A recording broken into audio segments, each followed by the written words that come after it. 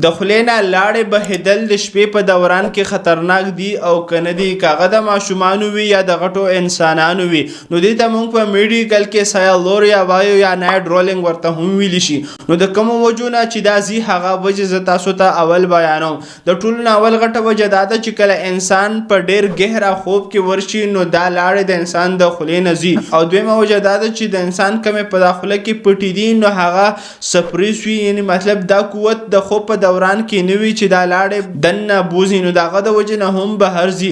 درېیمه وجه دا ده چې کله د انسان پوزه بندوي نو په خوله باندې اکثر په خوب کې ساه اخلي چې د هغه د وجې هم دا لاړې بهر ته وځي. او بله غټه وجه دا ده چې کله د انسان غاښونه یا جامې یا خوله کې خرابي راغلي او پړسوب راغلی وي نو په دې ذریعه باندې هم لاړې ډېرې زر پیدا کېږي چې د هغه د وجې نه هم د انسان د خولې نه لاړې بهر ته وځي. او کومې چې دا لاړې زموږ په خوله کې پیدا کېږي نو سلیوري ګلینډ ورته ویلی شي، دا یې پیدا کوي کله چې انسان ته ضرورت وي. او د غټو انسانانو چې د خولې نه لاړې ځي نو اکثر هغو ته پالش شوي وي چې د هغه په وجه باندې د هغه په مخ کې کم نروي وي هغه کمزوري شوي وي چې د هغه د وجې نه د انسان د خولې نه لاړې بهر ته ځي. او دویم دا که چېرې انسان د خوب میډیسن استعمالوي نو د دې وجې نه هم لاړې بهر ته تللی شي د خولې نه.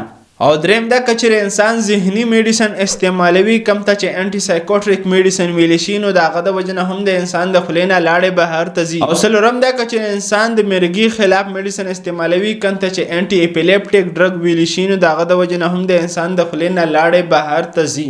نو که چېرې د انسان لاړې د شپې د خولې نه ځي نو دا څه د نقصان خبره نه ده، خو که چېرې انسان د ورځې هم لاړې بار بار د خولې نه بهر ته ځي نو بیا تاسو ته پکار ده چې تاسو ډاکټر ته ځان وښیئ د احتیاط لپاره. نور داسې نقصان خبره نه ده په دې کې که چېرې د انسان د خولې نه په خوب کې لاړې بهر بار بار ځي.